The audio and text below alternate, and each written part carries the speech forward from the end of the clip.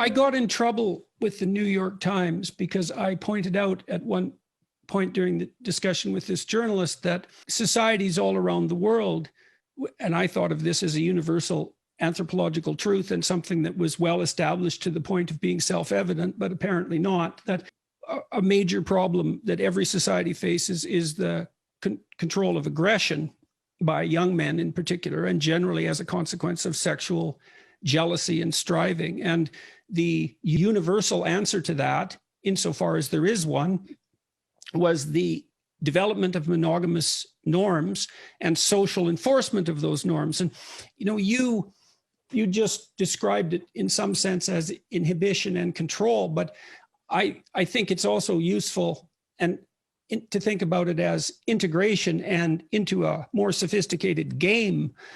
You know, being in a marriage obviously does involve not chasing after other people sexually, but it isn't all inhibitory. Within the marriage, something sophisticated and hopefully wonderful in the long term is supposed to occur as a preferable substitute. And I mean preferable if it's done properly to the short-term gratification that might be obtained by serial relationships, say, or sporadic relationships, because they're actually very difficult, and they also produce these violent outcomes that you described. And I was pilloried for that in quite a remarkable way.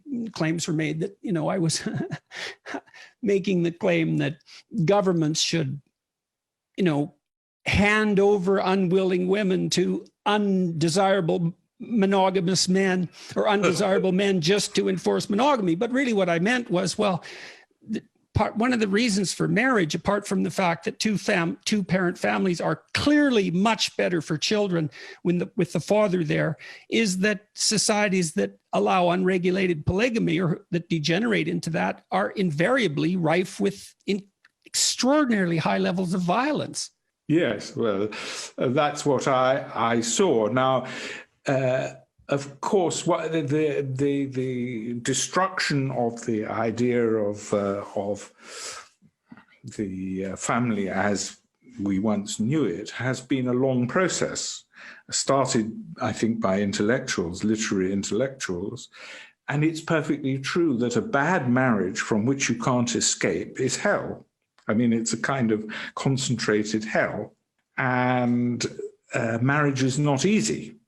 I think this is my explanation. They thought that there were, if we could get rid of all the inhibitions and restraints and frustrations, because there are frustrations, then the full beauty of the human personality would emerge, and we would associate with one another just by love and nothing else. And when love was over, then you just go on to something else, somebody else.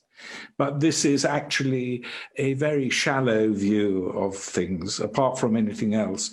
In a marriage, if there are difficulties in the way of ending a marriage, this gives you actual incentives to make it work.